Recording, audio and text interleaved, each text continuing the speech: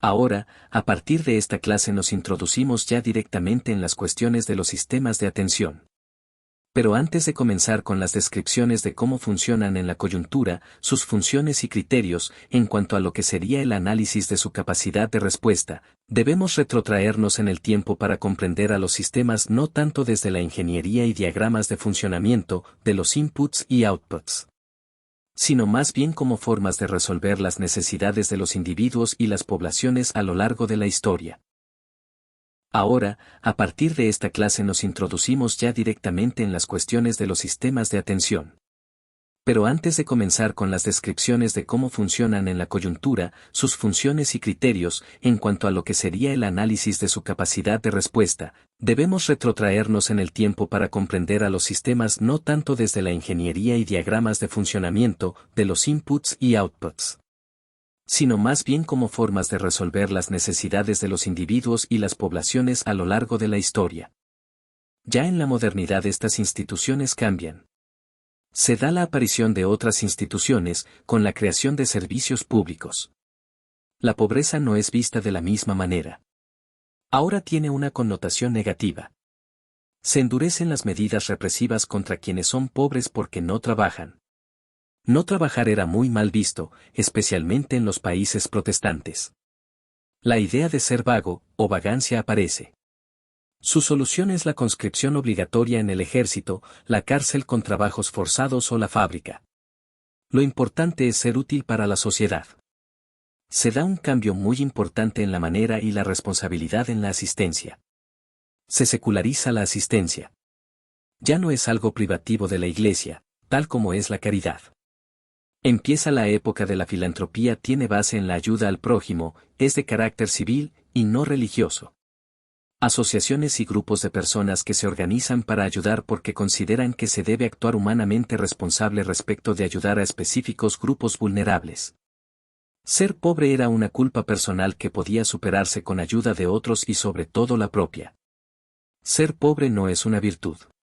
Tampoco se estaba predestinado a serlo, tal como se entendía en la Edad Media, que únicamente los pobres iban al cielo. Es en esta época donde surge el Estado con sus aparatos o instituciones.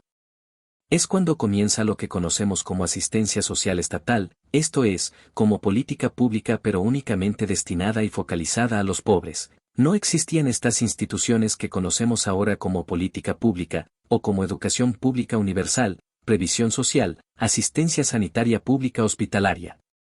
La diferencia está en que este Estado, aunque era mínimo, ya va asumiendo la asistencia como una tarea propia de sus funciones, entendida como la provisión de bienes públicos.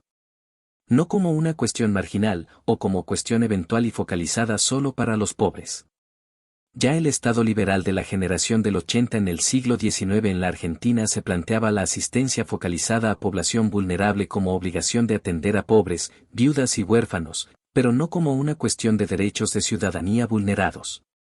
Ese mismo Estado empieza a asumir la educación como un bien público de carácter universal, por eso se implementa la educación pública gratuita y obligatoria. Hace algunos momentos había mencionado la institución social de los gremios medievales para la ayuda mutua, esas formas de ayuda mutua, de la estructura manual de producción, cuando la producción se exponencia, esto es, se eleva a escala industrial, esa ayuda mutua también se transforma, se complejiza. Se transforma en solidaridad entre el colectivo de trabajadores que se reconocen entre sí como obreros. A esto se lo conoce como conciencia de clase. Una solidaridad entre pares y de protección ante accidentes, enfermedades de carácter intergeneracional, de los jóvenes obreros a los mayores. Esto genera las cajas de pensiones y luego la jubilación, entendida como derecho. Entonces el paso de la caridad religiosa y de la filantropía hacia el necesitado que tenían base en una decisión voluntaria de alguien que se sentía compelido de hacer una ayuda económica o de una ayuda al vulnerable, se pasa a una forma de aplicar la asistencia como un valor de solidaridad entre iguales. Así resulta claramente entendible que los primeros sistemas de seguridad social aparezcan recién cuando los obreros ya se han organizado en sindicatos. Es en Alemania a fines del siglo XIX que se originan las primeras cajas. Alemania e Inglaterra eran los países más industrializados para la época. Luego le siguió los Estados Unidos. Ocurre primero en países industrializados y por lo tanto con una gran cantidad de obreros sindicalizados.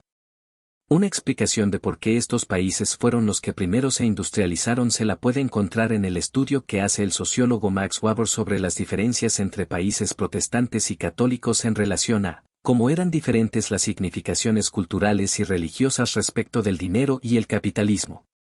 Unas décadas antes del inicio del siglo XX. El canciller Bismarck de Alemania estatiza la idea de las cajas obreras. Este punto es crucial ya que aparece la concepción de política social enmarcada en la figura del trabajador y luego de su familia para la cobertura sanitaria. La creación de todos estos institutos de previsión no fue porque Bismarck fuera un filántropo, sino que más bien se trató de un reconocimiento de los derechos de los trabajadores por su participación en el proceso productivo, para que esas concesiones calmaran los ánimos. Caso contrario ocurrió en Estados Unidos, por lo que se recuerda el 1 de mayo como el Día del Trabajador, en recuerdo de los asesinatos por parte de la policía de los líderes obreros de Chicago en 1886. Para reducir la conflictividad social con los obreros, el gobierno de la época decide aplicar lo que esos obreros ya hacían organizados por su cuenta, esto es, estatizaron las cajas solidarias mutuales como política previsional. Esto en la Argentina se da a principios del siglo XX, y no a mediados.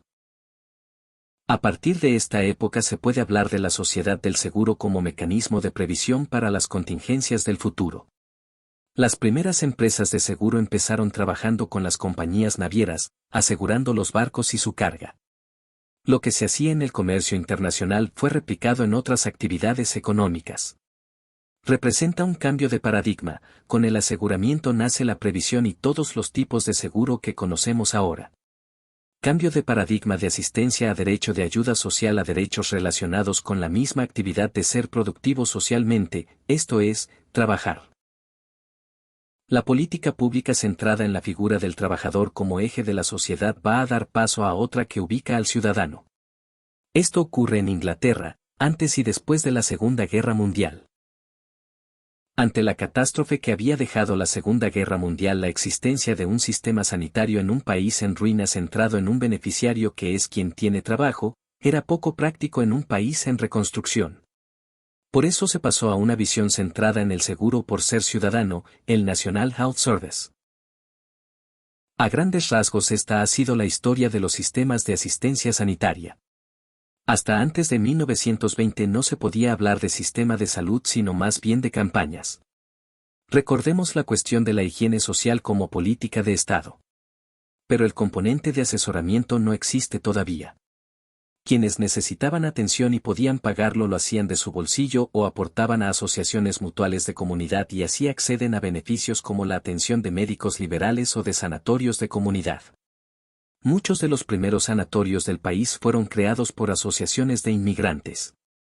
Hacia los años 20 lo que ya existía como instrumentos previsionales ligados al trabajador se expanden al aseguramiento de la salud de su grupo familiar. Ya en la década de 1950 se pasa a los sistemas que tienen base en el ciudadano que aporta mediante impuestos personales, dejando atrás el modelo de aporte mediante contribuciones personales y patronales a la caja sanitaria. Luego en los años 70 la insuficiencia de estos sistemas sanitarios hospitalocéntricos dan lugar a la atención primaria de la salud por la necesidad de extender la cobertura. A partir de la década de los 80, se trató de eficientizar el funcionamiento de los sistemas ante la necesidad de reducir el ingente incremento, especialmente del gasto público en salud.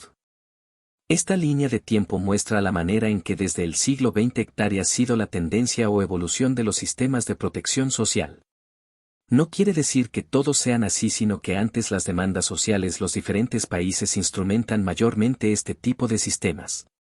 En cada hito histórico que aparece en la recta de las ordenadas implican diferentes situaciones económicas que determinan que el Estado despliegue diferentes estrategias para la cobertura. Para que la industria funcionara era necesario que el trabajador no fuera un recurso consumible, descartable.